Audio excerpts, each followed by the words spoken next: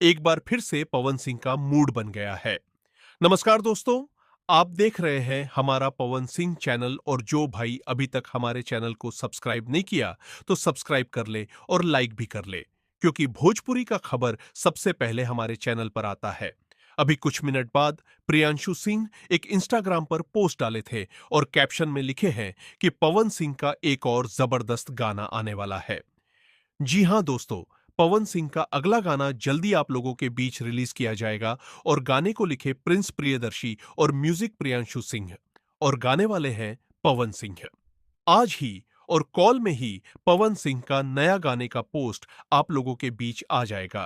तो यूट्यूब पर आकर उसे पोस्ट को देख लीजिएगा कि पोस्ट कैसा है और पोस्ट में पवन सिंह का कौन सा गाना आने वाला है।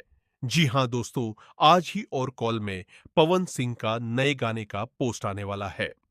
तो कैसा लगा हमारा आज का बड़ा न्यूज? तो वीडियो अच्छा लगा तो लाइक और सब्सक्राइब जरूर करें।